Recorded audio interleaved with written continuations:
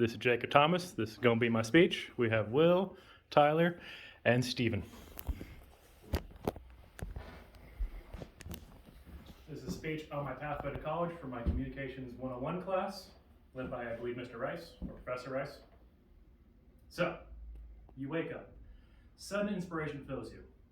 Feeling that you're not as much as you could be, an old Disney line pops into your head.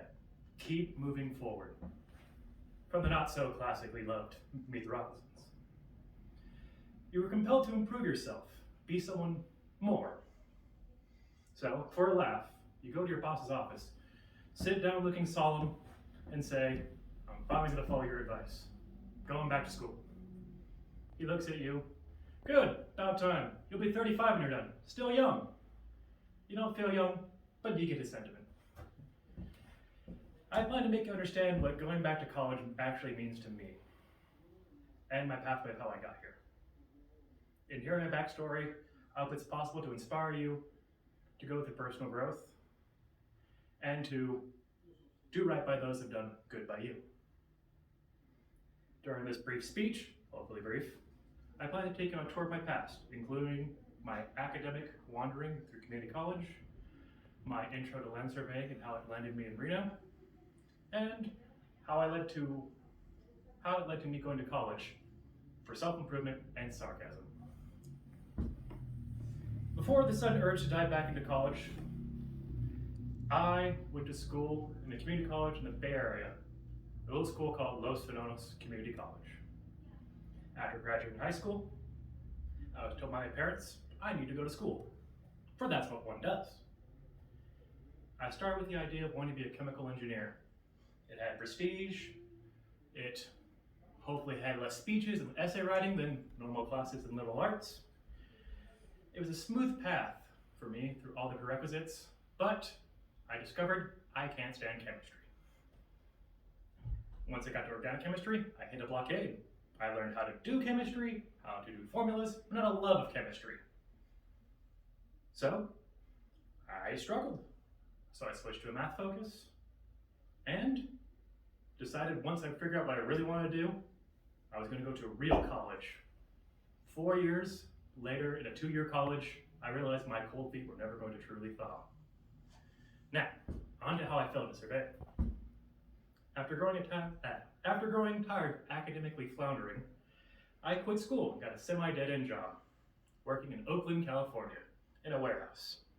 This was to help me move out of my parents' house because I now had a wife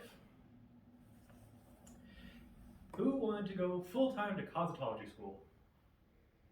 So, my dead-end job wasn't going to be enough. I was desperately seeking more advancing work and more growth.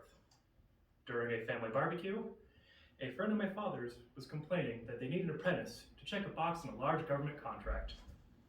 I naturally jumped at the opportunity. Start building towards a better future. Turns out, that's called surveying. I applied next day at the Union Hall. After joining the apprenticeship, I started going to their classes. The apprenticeship felt tailor-made for me, for where I was in life. Each lesson was self-paced and gave me insight on the work I was doing in the world. I would pass every chapter test and get a small pay increase, and it felt great. I soon found myself in love with my job, finding passion that no chemistry textbook could ever spark. The problem was California. The wife needed to move out of college. The wife needed to move out of California for a change of scene, and the hours were diminishing in California. So I had to stick with the same union, and luckily, Reno, Nevada was in there. Roughly 1 year later, all the dust was settled, we had truly moved in, and she had the sudden realization that marriage is in fact forever. And I was not going to be a good life partner for her. So she moved back to California, leaving me rudderless. At first, I felt stuck in a state that was my stranger, abandoning my family and friends for the sake of my marriage. I naturally just dug into my job and dedicated myself to working. My boss would jokingly look at me and say, so when are you going to get your college degree? I didn't feel I could dedicate myself to such a job, to such a degree. since I was content with my smart labor job.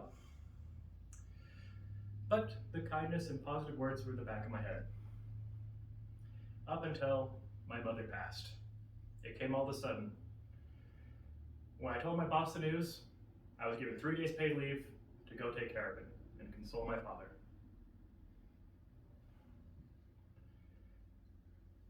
When I got back, I dedicated myself further to the company and kept working. Still not ready to go to college, but ready to keep working hard.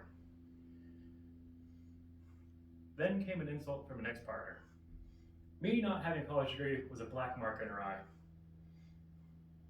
So, I decided to improve myself, both to pay back my boss for all his kindness, and one to spite my ex.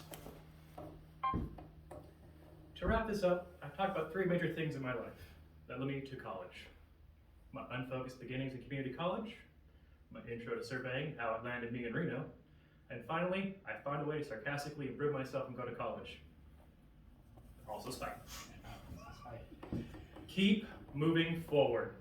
Despite setbacks, pressure, fear of failures, the only pathway I can recommend is forward, one foot after the other, to achieve more for myself and those that care about me.